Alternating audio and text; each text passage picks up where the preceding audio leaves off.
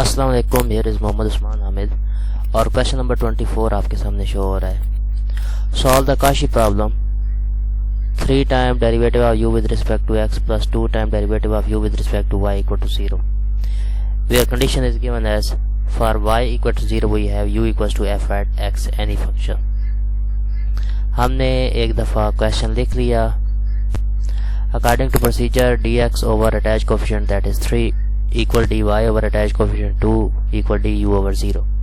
अब कंपैरिजन किया dx over 3 का dy ओवर 2 के साथ और dy ओवर 2 का du ओवर 0 के साथ। सेपरेशन की इंटीग्रेट किया तो आपके पास x ओवर 3 y ओवर 2 की इक्वल आया और du 0 की इक्वल आ गया। That will be u equals to any constant, उसे a का नाम दे दें f एट c1 के। अब पहले दो को अरेंज किया तो x minus 3/2 y equal c1 आ गया। So we have u equals to a equals f at c1 that will be x minus 3/2y।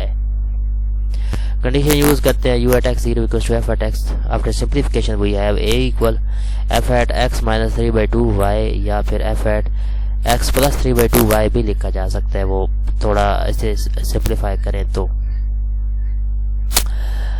Next b part, a derivative of u with respect to x plus b derivative of u with respect to y equal to cu। Condition ये दी हुई है कि u at x 0 f at x की equal होगा, a b c कोई भी constant है। हमने दिया गया क्वेश्चन लिखा, उसके बाद अटैच कोफिशिएंट को लिखते हुए dx over a equal dy over b equal du over cu के लिखा। कंपैरिजन किया dx over dt equal a लिखा, dy ओवर dt b लिखा और du ओवर u जो है c dt लिख लिया। इंटीग्रेट करने के बाद x equal a t plus c1, y equal b t और u equal c2 e power c t लिखा। c2 equal f at c1 use करते हुए दी की कंडीशन हमारे पास सोल्यूशन आएगा u at x y equal f at x minus a over b y multiply by e power c y over b के। c part, x u x plus y u y equal c u और condition same ही दी हुई है। हम दिया गया question लिखेंगे, उसके बाद dx over x equal dy over y equal du over cu लिखा।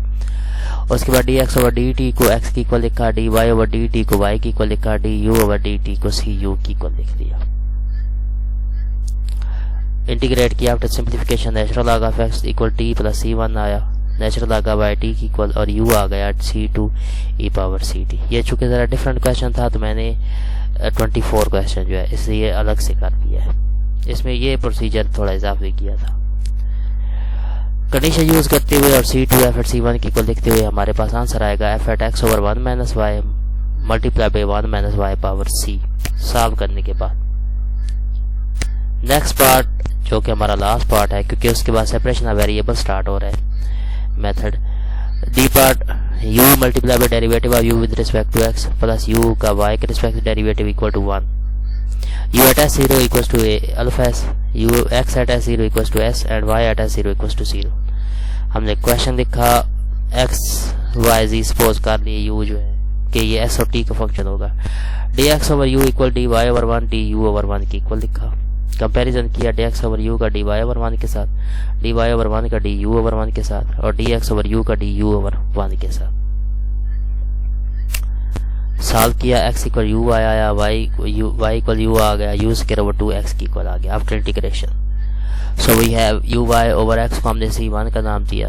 इसे दूसरी तरह से भी लिखा जा सकता है u minus x over y c1, x minus u y को भी c1 लिखा जा सकता है और u माइनस y को c1, u और y को भी c1 लिखा जा सकता है सेकंड वैल्यू से। और लास्ट में आपके पास u square over 2 minus x को हमने c2 का नाम दे दिया। इनिशियल कंडीशन यूज करेंगे आफ्टर सिंप्लीफिकेशन। आपके पास किसी एक को फॉलो कर लीजिएगा तो आंसर डिफरेंट आ सकता है। आपके पास आंसर आएगा x equals to half of t square plus alpha s t plus s y t की इक्वल और u जो है वो आएगा u plus 1/2 alpha into alpha y plus 1 power minus 1 multiply by 2x minus y square. ये आपका required answer होगा।